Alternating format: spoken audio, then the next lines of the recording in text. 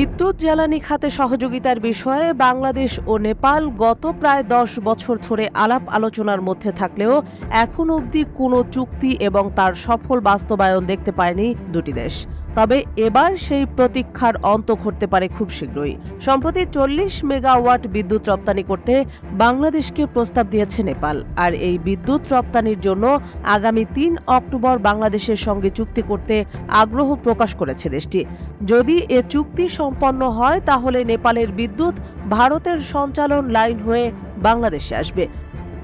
উক্ত চুক্তি অনুযায়ী আগামী 5 বছরের জন্য বাংলাদেশে 40 মেগাওয়াট বিদ্যুৎ পাঠাবে হিমালয়ের দেশটি।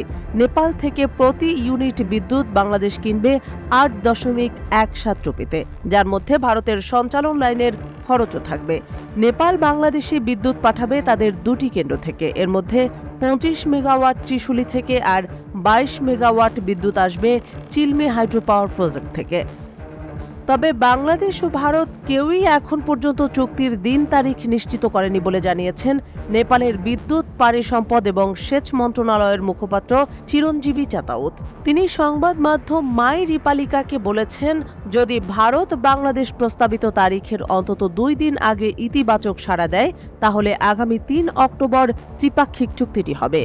নেপালের এই কর্মকর্তা জানিয়েছেন, সব পক্ষ সম্মত হলে কাঠমান্ডুতে একটি বিশেষ অনুষ্ঠানের মাধ্যমে এই চুক্তি স্বাক্ষরিত হবে।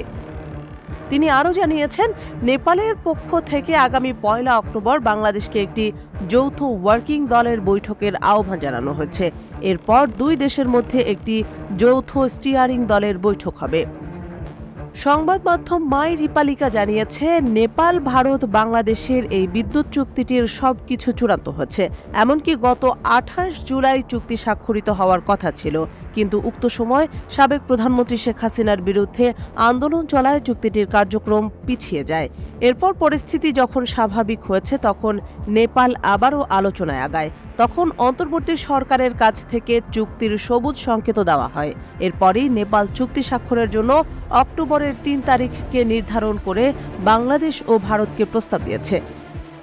এদিকে বিদ্যুৎ, জ্বালানি ও খনিজ সম্পদ উপদেষ্টা মোহাম্মদ ফজলুল কবির খান বলেছেন, বাংলাদেশ শিগগিরই নেপাল থেকে ভারতীয় সঞ্চালন লাইনের মাধ্যমে জলবিদ্যুৎ আমদানির জন্য নেপাল ও ভারতের সঙ্গে ত্রিপক্ষীয় চুক্তি স্বাক্ষর করতে যাচ্ছে।